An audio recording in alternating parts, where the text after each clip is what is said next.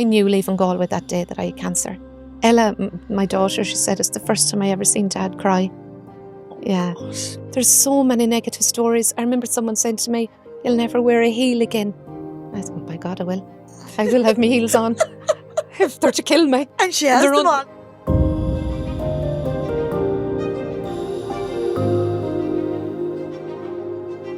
So with me now is Lorraine Gallagher. Lorraine is from Gurcheen in Sligo. She is married to Gabriel. She works in the mental health hospital in Sligo and she has 4 daughters. Her twins, Lauren and Katie, are 27. Ella is 21 and Ivan is 14. So welcome, Lorraine. And will you bring us back maybe to June 2023, which is, I suppose, the beginning of your breast cancer story. You might bring us through how you found the lump and where you went from there. June 23, I probably was at my fittest, I thought, in my head. I felt amazing. I was walking every day, up to 10 kilometres. How much would you walk? 10 I could walk 10 kilometres some days. I would never, at the time, I would never walk less than 5. So anything maybe 7, 10. I had done a Camino. I was hoping to do another one that year. Which is the Camino had you done? The ones here, like I'd done the Sligo Camino and I'd done one our football club does run Eastern Hearts football club does run a Camino. So I had done that one. And were you in a walking club? No. No. No. You were doing the Camino with friends or were you doing it? Did the first one with my friends and the second one with my 2 older girls. Did it with me. And then the next one I was hoping to do with my daughters and her boyfriend and his mother. The 4 of us were to do it. Gorgeous. So that was the plan. So you're marching around Sligo? Yeah, every road. I'd say people are sick looking at me. I could be on any road, anywhere, out walking. Okay, yeah. So feeling fit, feeling good. Feeling great. Yeah, I don't smoke. Yeah. Would only take a drink the odd time, a glass of wine. I can't drink. Never could. Not your thing. Not my thing. But anyway, I was out with a gang of girls. I think about 22 of us went out on the Saturday night and I was to finish work for the summer the following week. So it was great mood. Had gone out, put the tan on. Looking forward to your nice summer break. Yes. I was taking 8 weeks off, I think. And I went out on the Saturday night with my friends. So the following Monday I was there debating, will I put tan on now again? Because I had tan on the Saturday night. And I thought, I'll put it on for my last week at work. And so that's how I know going to bed to me, I was fine. I put the tan on, went to bed on the Monday night and woke in the middle of the night with the worst pain under my arm, like a stabbing pain. Go away. But in the April, just before that, I had torn rotatory cuff repaired. So the first thing came into my head was, oh my God, my shoulder's gone again, because I had such trouble with my shoulders. And I had the 2 of them repaired at that stage. And I thought, my God, my shoulder's gone again. The pain only lasted seconds. And were you lying funny or anything like that? No, it woke me. I actually woke with the pain. And it was like like somebody stuck a knife into me is the way I'd describe it. It was awful, awful pain. Like it took my breath away. It was that bad. And I was there, what the heck? And then I thought, oh my God, my shoulder. This is what I thought. Yeah. Thought no more about it. The pain went, fell asleep, got up, in the shower, washing off. I said, wash off the tan now, nice and fresh, going into work. And just when I went like that, I thought, what the heck? It was under my arm, like a lump, literally this size. So are you saying kind of the size of a plum, like as big as that? As big, yeah. And would you have been good about checking before No, that? never checked, never. Cancer and never would you entered have my had a head. history of any sort of breast cancer in the family? No. So it just kind of wasn't on your radar at all? No, it wasn't on my radar at all. And I felt so good. And even finding the lump, naively, cancer never entered my head. And was that because it was under your arm? Because it was under my arm, yes. And you always hear these stories like a pea-sized lump.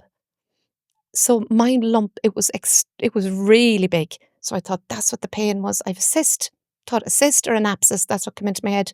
Thought more about it, went into work. So in a way, the fact that it was so big, you were almost relieved because you just thought, oh yeah, that's the first thought came into my head, because you read all, when you're sitting in the doctor's surgery, you see the notices with all the signs to check for, and it's usually like all the usual ones, but I always, that stuck in my head was like a pea-sized lump. Yeah. But no, this was very, very big. So I thought, first thing came into my head was an abscess, and I thought, darn it, at the start of the holidays. Yeah. So went into into work. in the neck now trying to get that drained. That's what I was thinking. And went into work, and my colleague Audrey, who's also my best friend and my CBT therapist and my doctor, she had a good examine of it. And she said, do you know what? You should phone your doctor and get that looked at. Her sister had breast cancer, but still thought a cyst, rang my GP, and they said there was no appointment for 3 weeks. And I said, well, I actually just found a lump. And in fairness to them, they seen me the following day. And that was a Wednesday. Went into work on the Wednesday, left early, and was in my GP's for 4:30. My doctor's absolutely yourself? amazing. By myself. I don't know if I even said it to anyone. I wasn't a bit Because you phased. weren't a bit worried? No, not a bit. Not a bit. And my GP, Dr. Helen Fitzsimons, is an angel, I do always say. But anyway, she examined me, but she reassured me.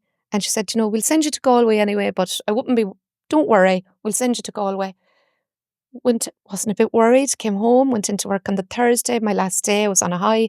And by 10 o'clock, the breast clinic in Galway had rung me. By 10 o'clock on that Thursday 10 o'clock morning? on the Thursday morning. And they said, we've an appointment arranged for you for Monday. And I went, Jesus, I was only with my GP yesterday evening at 4:30. And I always remember she said, well, you're very lucky. You have a very pushy GP. So your GP is fabulous. She's unreal. She's unreal. She's absolutely unreal. So she was probably a bit more concerned than she let on to you, Yes. wasn't she? Yes, she was. Yeah. But she covered it so well she with covered me. it well, yeah. Yeah. Then the following Monday, still naively thought, coming up to get a cyst drained, didn't enter. Cancer, never, not for a second, came into my head.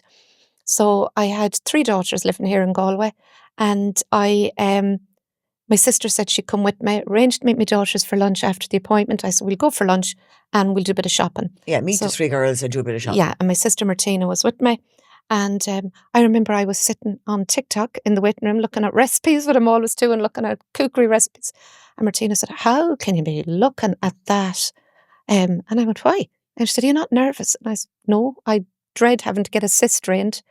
That's how But she naive was I was. nervous for you, She so was, yeah. She was. Yeah. But anyway, within the next hour, I found out I had cancer. So hold on now. So you went in, and what did they do? You went in, and I went in, and I remember I met a female doctor, and everyone was so lovely. My God, they were lovely. And I remember the doctor examining me. And this is the first time it entered my head. It might be something there. She said, what age is your youngest child? And I thought, why is she asking me that? And that did freak me out a little bit. And then she brought me to another room. And your youngest child was 12 at that stage, She was 12 at that stage. And at that stage, then they put me back into another waiting room. So I knew then. I knew. Poor Martina. And were they doing the triple on you, the mammogram, the ultrasound and the biopsy? Yeah, because I remember when she said she was going to do a biopsy, I said, when will that be? And she went, now. Okay. So now all of a sudden you're a bit more concerned than you had been up to then. Yeah. Then I even met Dr. Sammy on that day, who ended up being my surgeon and my doctor through it all. But no, you weren't given a diagnosis that day, were you? Well, they said straight out, it's definitely cancer. Because I remember my sister saying, Lorraine. And I remember a nurse, she was absolutely beautiful, Mary. She came in and she pulled over a stool beside me and put her hand on my knee, and she had a glass of water. And I knew, I thought, this isn't good. God. I just knew. And God, it was very quick, wasn't it? Very quick, because my sister Gabriel wasn't even with you. Yeah. No. I said, no, what would you be coming for? It's grand, we're going to have a girly day. Yeah. But poor Martina, it was so hard on Martina, because she actually got weak. She got sick. Did Dr. Sammy tell you that day? He said I think he put it 90% certain or 99%, but seemingly they can freeze dry the biopsy, whatever way they'd done it. I had to wait like a little while, but I knew leaving Galway that day that I had cancer. So, they were telling you to return, I presume, for the a full fuller diagnosis. Yeah. Which you knew that there was every indication was. That it was cancer. Yeah. So you went out then and you had to tell Martina, did you? Martina was with me. She came in, she was there the whole time for everything. And how did you react, weak. First of all? I think I was kind of held it together because I was in pure shock. Yeah. I think the only thing I asked, I had long hair at the time. You were in pure shock because you literally, it hadn't crossed your radar. No. And Martina actually got physically sick twice. Did she? Yeah, she had to leave. Like, we'd be very close. There's only the 2 girls. I have 2 brothers as well. Yeah. But there's only the 2 of us. But and she's And how always was it explained to you that day, or did they do that later when they gave you they the done that fuller? later. Right. Yeah, So for right yeah. now, you just had to leave thinking, okay, well, I have to I go. have some form of breast cancer. Yeah, yeah. And what did you go and meet the girls for lunch? What did you do then? Met the girls. It was just awful. Did you say to them at that point Yeah, I that? did. Yeah, yeah. And how did they take it? Oh, we were all in beds. Were you? We were all in beds. It was the longest journey home from Galway.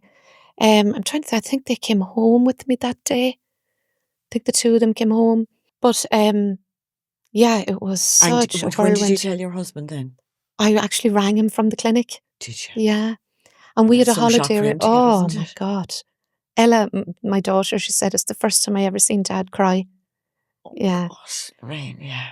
We had a holiday booked. We were going to London. We had already booked. And I said, look, they told me that I'd be coming back for MRIs, but it'd be 2 weeks before I'd have anything. So I said, we'll go on our holiday. We were going Was to that the follow following week? that week later, that week. Yeah. So I said, we'll go.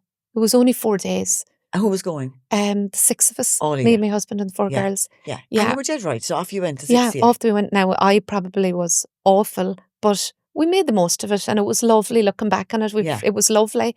So I'm glad we went. Yeah. And then we done all the touristy things in London, and then came home and was straight. When then did you go back for the actual diagnosis of, what of the form? Within 2 weeks, I had a MRI and a PET scan, a CT scan, I think it was. And a what PET was it scan that had you were all. diagnosed with? I was diagnosed with, actually the words used was rapid and aggressive HER2 positive. It had spread to my lymph nodes and a spot on my lung. And I That remember was tough saying, news to get, it floored me. I actually remember saying to It Dr. had spread to Sammy, your lung as well. yeah, a spot on my lung. Now the spot was very small. It was too small to do a biopsy on, but they were treating it as cancer as well. So I remember saying to Dr. Sammy, if I hadn't come now, because when they used the word rapid and aggressive, I said, how long would I have? And he said, I wouldn't like to have seen you in another 3 weeks. And I do often think if I hadn't pushed my GP that day. So that's one Well, if thing. you hadn't pushed your GP, Lorraine, but if your GP hadn't pushed for Oh, that appointment. my GP knew nothing, in fairness. Yeah. They were booked up. But once Yeah. I said I had a lump, I was seen straight away. Yeah. But I did think of people that No, but I mean, mightn't. she pushed for the hospital Oh, appointment. she Yeah. did. Oh my God. Yeah. Yeah. So you were very lucky, in that kind of short Everything period lined that- up for me. Yeah. Yeah. Considering that it all happened so quickly. Fast. Like I mean, think, rapid and aggressive wasn't even in it, was it? well, that lump wasn't there going to bed with me that night. Yeah. I know for a fact it wasn't. Yeah. Well, a lump that size. Oh, I would have felt like I couldn't put my arm down. Yeah. Like that came up during the night. That's how scary it was. So again, it just shows you, for women listening, it can be tiny or it can be, Yes. large and Yeah. rapid and aggressive, as you just said there. Yes. And there probably was little telltale signs that I didn't pick up on. Well, just again now for anybody listening, for what anyone do you think? listening, I would say one was my hair stopped taking the colour. Like the colour my hair is now is the colour my hair has always been. But when I go and get a colour in, within a week it was this washed out kind of colour. I remember my hairdresser saying to me one day, are you cheating on me?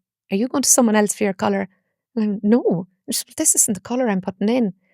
And then one day I remember... No, is that something? I don't know, but I remember her saying to me, you should get your bloods done. She said, because your hair has gone really bad. And it was, my hair had gone really light. And I actually had a little quality ball of it as well. Yeah. Yeah. Oh, Yeah. So again, I mean, obviously, because it has to come out somewhere, I Yes. suppose. Yeah. Yeah. So again, you're feeling fit and healthy and you're marching around Sligo, but there are things going on, obviously. Yes. Yeah. And was there anything else that you think of? I in was retrospect? tired, but I had COVID in May, and I put it down to COVID. I'm tired because I had COVID, after effects of COVID. Very easy to put that at the door of COVID, Yeah, isn't it? yeah. And I Yeah. remember when I'd called to my parents, they would look after Yvonne, my youngest lady, when I'd be picking her up in the evening. I remember Dad saying to me one evening, well, you're awful tired looking. And I had black rings under my eyes.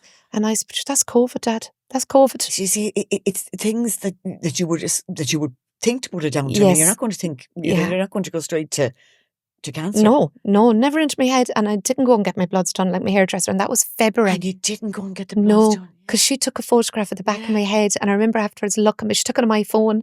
And I remember looking back afterwards to see when she took that picture. And it was the 17th of February. And then, God, that's really interesting, Lorraine, isn't it? yeah, no, it might have nothing to do with it. Absolutely not. But at the same time, it's no harm for anyone out there If you that see if any they're feeling change, if they're feeling off in any way, anything, whether it's hair or nails yes, or yeah, well-being or tiredness or anything. anything that's different. With me, I was blaming COVID. And then I was busy. Like I was busy, Yeah, and life you were was thinking of busy. yourself finishing up for the summer and thinking, well, as soon as I get the Yes, summer, I'll be able to, have a bit more time in my hands probably, and yeah. Well, I'll still going to the doctor wasn't on the cards because I felt great. yeah. I thought, I'm tired, but sure. Yeah, so still, if you hadn't actually woken up with that pain and found that big lump, you still wouldn't have gone to the No, doctor. no, Yeah, no, yeah, it just shows you, no. doesn't it? Never would have gone to the doctor. Yeah. Yeah. So bring me forward then. So what was the treatment plan that was outlined for you then? So the treatment plan was that I was to start very aggressive chemo, 6 cycles, which would bring me up to November. So I started it in July. I pretty much started it straight away.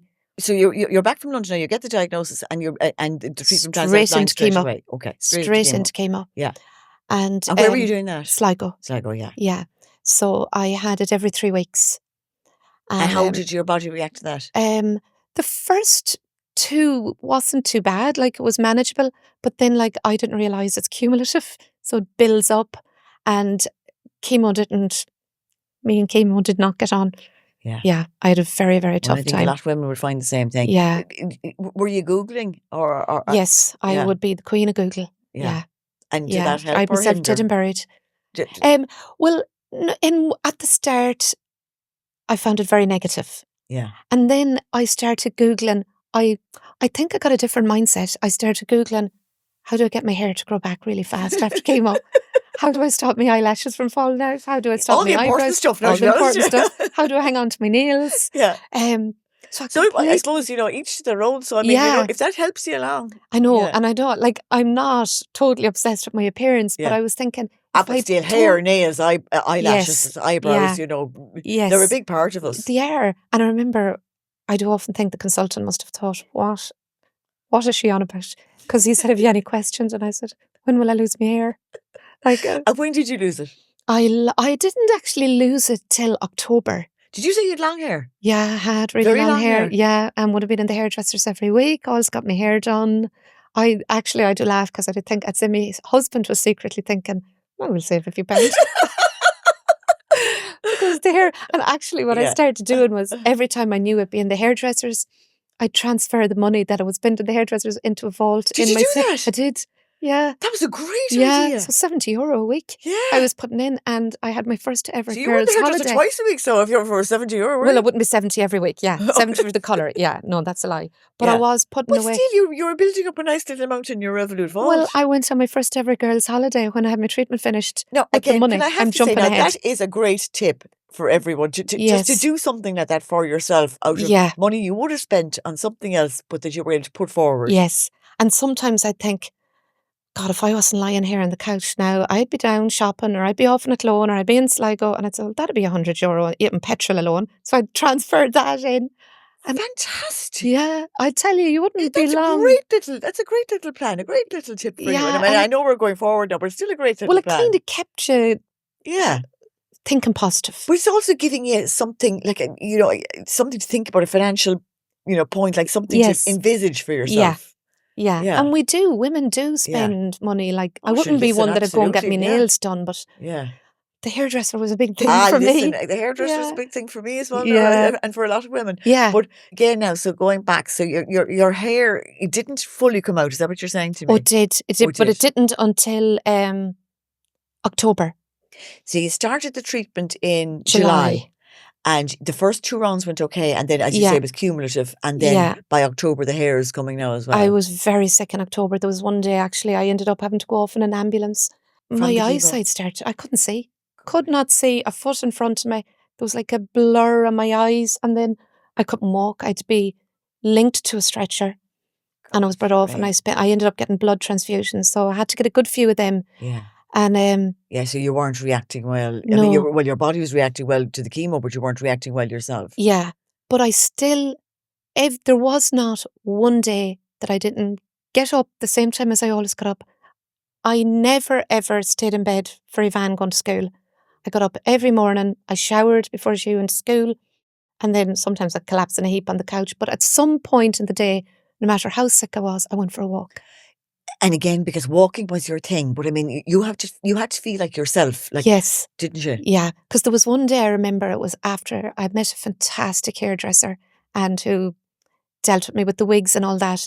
But I remember walking past, we have a mirror in the hall downstairs, and walking past the mirror and went, Jesus, I thought there was someone I did not recognise myself in the mirror.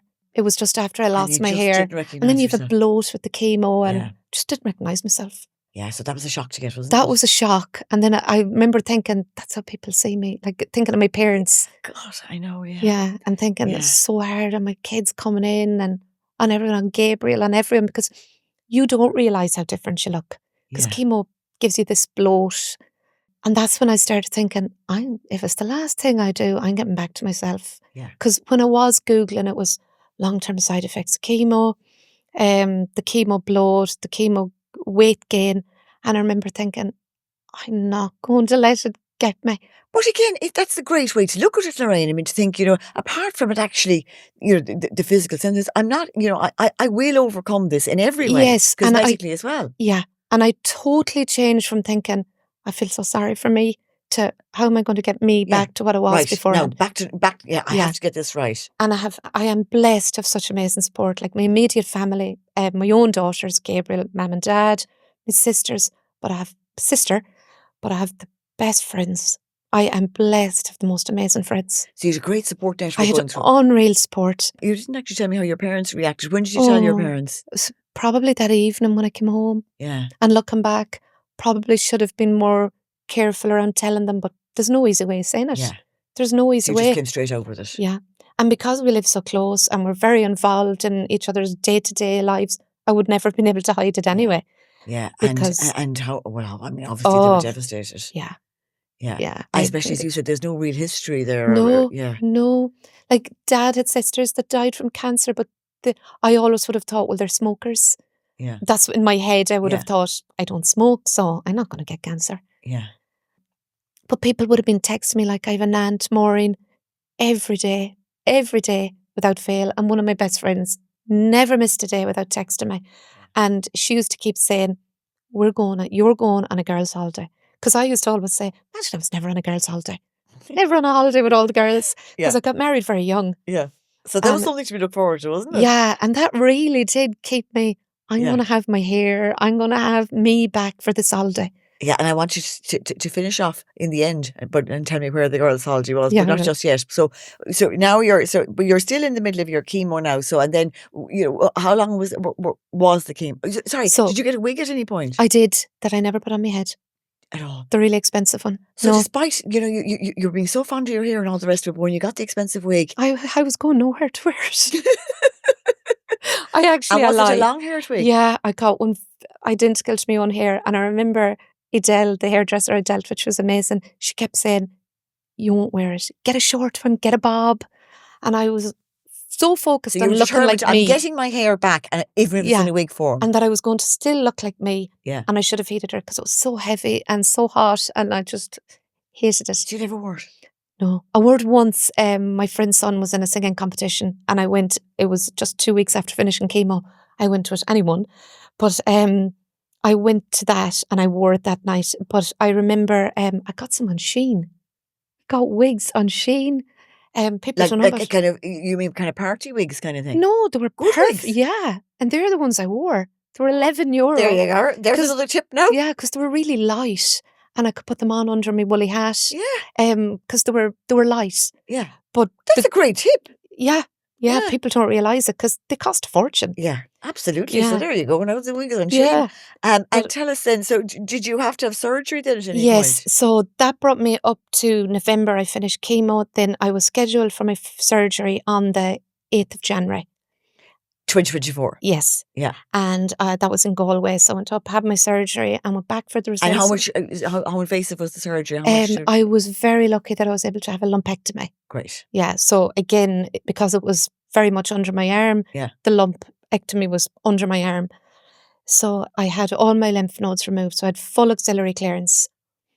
And fabulous. Yeah. There was cancer in 4 of my lymph nodes. Okay. How many did they take? All of them. All of them. Yeah. Oh, full auxiliary Full clearance, auxiliary clearance. Yeah. Yeah. And so I had the lumpectomy, and then I went back 2 weeks later, I think it was, for the results, or just to see how I was. And I remember the doctor saying, the consultant saying, I'm really sorry, but we don't have clear margins. And I did not have a clue what that meant. Like, I said, what's that mean? And he said, we're going to have to do another surgery. And I said, That was tough, Lorraine, wasn't it, to hear that? Devastating, because I was still so sore, and I literally just had the drains out because, Oh, and you were going back in again. And I thought it was down the line, and he said, in 2 weeks. So a month later, a month after your first surgery, I had my second on the 6th of February. Back in again for another big surgery. Yeah. To ensure the margins were clear this time. Yeah, because my tumour had grown to 6 centimetres, whereas originally it was 3, and the margins weren't clear enough after the surgery. Yeah. So that's a big tumour, isn't it? It was a very big tumour. Yeah. Yeah. And then I had 20 rounds of radium. So that was all of April. In Sligo as well? Galway. In Galway. Galway. And then I got the devastating news. I remember coming home from, I think it was my last radium. My husband was with me, myself and Gabriel, coming home when I got a phone call to say, I knew I had to stay on Herceptin for the next, I think it was 13 cycles of Herceptin, but they said, we have to put you back on chemo. I remember, I was shattered. I remember. So when did you hear that? Just as I was finishing chemo. And I always remember we were on the stretch of road near Knock. And I remember on the phone, and I was pointing to Gabriel, go into Knock, drive in. Because I was there, am I hearing things? And I still thought, she has to be wrong. I could not be come back. After all that, I can't go back in chemo. But I had to go back on 14 more cycles. And this was April, which means I would have been on it to New Year's Eve. It was last year. Yeah. So it was in very, very new chemo called Kadcyla. And I remember looking into it and reading up on it and thinking, well, if I have any chance of making a full recovery, this is it. This is it. So you accepted it at that point? Accepted it, yeah. Yeah. And 14, did you have to have the full 14 rounds? I wasn't able for it. So I was fine. Well, I won't say fine, but it was tolerable for the first few cycles. And then as the months went on, I was so sick. I was floored. So you get sicker each time kind of thing, is it? Yeah. Yeah, it's cumulative as well. Yeah. So every time I was getting worse. And then I started coming out in a rash, and it's severe on your heart. So I would have had to have echoes every few weeks. And then they came to the decision that because I was so sick on it, there was a bigger risk of me having long-term side effects, I suppose, to my kidneys and my heart if I stayed on it. So they made the decision for me to come off it.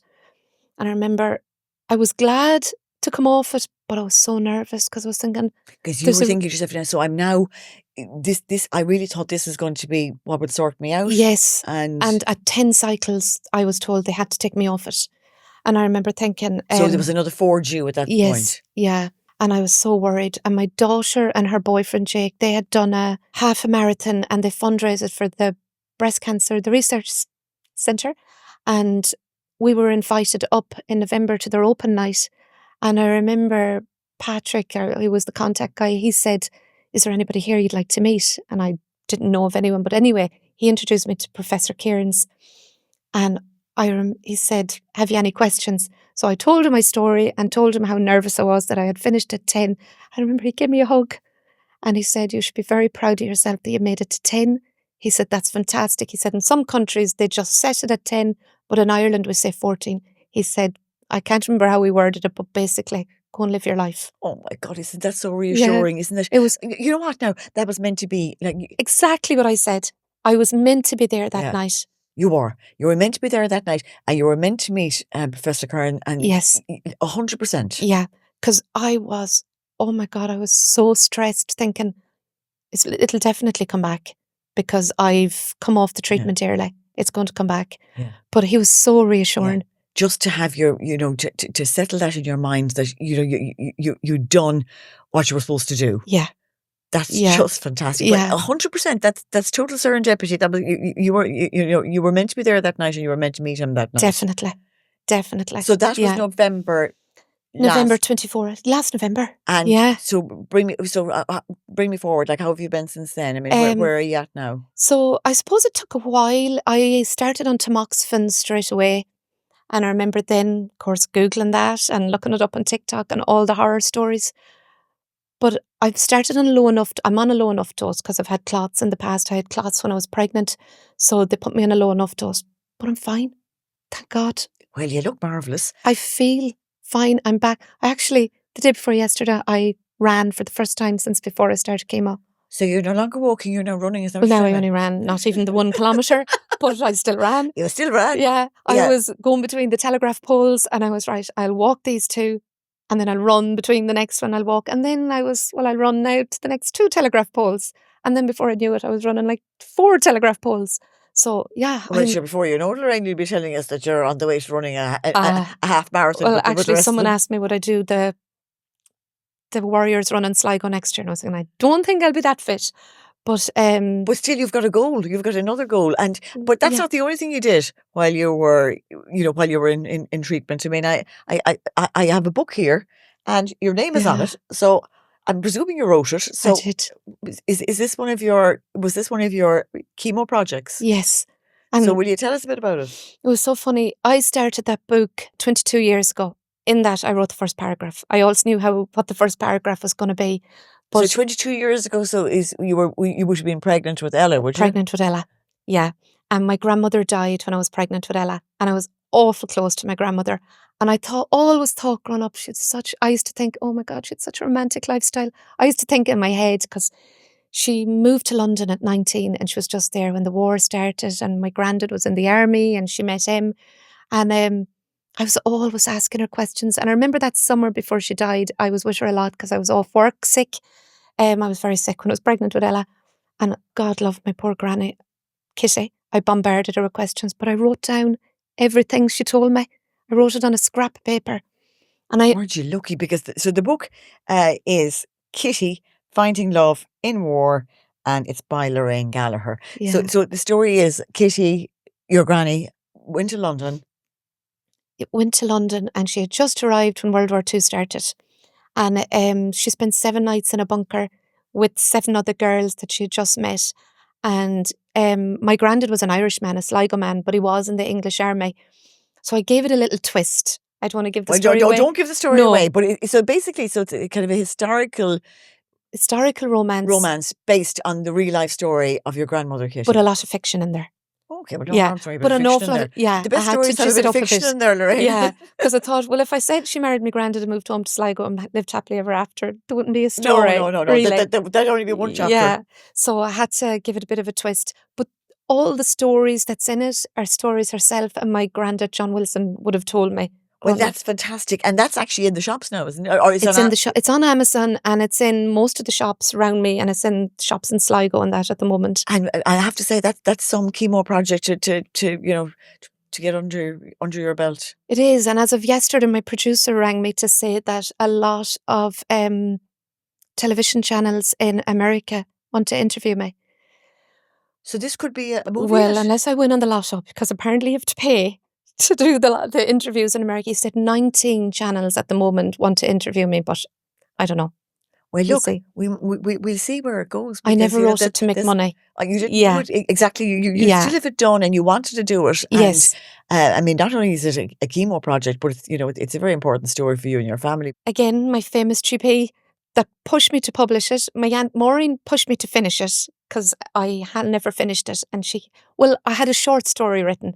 And Maureen read it, I gave it to her, and she kept saying, you have to write more. She said, it left me wanting more. So I did. And then I was with my GP one day, and she said, I can't picture you doing nothing. What have you been doing? So I said, well, I actually wrote a book. And I said, but it's just for the kids. But she pushed me to publish it. And anyway, then she encouraged me to do a book launch, and the book launch has grown into a massive fundraiser now for Cancer Care Sligo. And Shout. Look, that's just fantastic, Lorraine. I mean, it really is. Yeah. And apart from all that, then, not only have you been running, but you've been marching up and down mountains as well, have you? Well, I did. I always said if I got to 2 years after my diagnosis and I was anyways middling, I'd love to climb Knocknarea in Sligo because I used to love to climb it. And I remember it was a Sunday morning and I saying to the girls, anyone fancy climbing Knocknarea? And 2 of them were up for it. So we headed off and I climbed it. And I was so chuffed Right. with myself. So you've climbed a mountain, you've written a book, you're getting your hair's all sorted again, It's coming back. and it's looking wonderful, and you're on the road from cancer recovery. Please God. Is that how you would describe it? It is, yeah. And I think that's what I'd love to say to women starting off out there, women starting off in the journey. Don't listen to the negatives. There's so many negative stories. I remember someone saying to me, you'll never wear a heel again. I thought, by God, I will. I will have my heels on. If they're to kill me. But I have them on. And she has them on, and they're silver and sparkly Yeah. and diamonds and everything on Yeah. them. But I remember thinking, like, there's so many negative stories. People saying, oh, you'll never be the same again. So many people say that. You'll never be the same again. Now, And you know, Lorraine, that's a great, lesson to any woman listening, is not to listen to those kind of don't listen to them. anthems. You know, that they're Yeah. not. Cut all the negative people out of your life. Yeah. That's what I would say. I don't mean that in a bad way, but Yeah, because you go through a very difficult time. But Yes. as you said, you've come out of it. You've done things you wouldn't expect to have done. yeah, it has and opened here you doors for are, me. and it has opened doors for you. Yeah, I never So you would had to have go written the through book. it, but Oh yeah, and it's awful, and there's no point sugarcoating it in any way at all. But life does go on. and can be better. Can be better, and I am mindful, very mindful of the fact that I probably am one of the lucky ones. Of course. And I'm so aware. I've so many friends that's not as fortunate as me, Yeah. and that is stage 4. But for those of us that has battled through it, Yeah. and we're here, and be grateful. And I think what I'm doing is I'm living in the moment now. If anyone rings and say, "Do you want to go somewhere?" Yeah, for the finished Well, sentence. actually, I'll be with you. then for your last, just for the last sentence, then, where did you go on the girls' holiday, and how was it? Alicante. It was Alicante. So your first absolutely- girls' holiday to Alicante, with all the money that you'd saved Yes, from everything. in the Revolut vault from Yeah. not getting your hair done. Yeah, that's the truth. And was it worth Yeah. it? Oh my God, it was amazing. I'm still living on the memories. I'm still laughing. Yeah, 6 of us went, and it was absolutely. Okay. So, Yeah. well, look, I think A tonic. that's a great way to end our little chat. And, again, to show all the positives, and a girly holiday in Alicante is just the tonic. Definitely. So thank you very much, Lorraine, and the best luck in the future. May we have many more girls' holidays. Please God. And many more marches up and down the mountains of Sligo and Caminos and all the rest of it. Thank you And so good luck much. with the book. Thank you so Thanks, much. Lorraine. Thank you.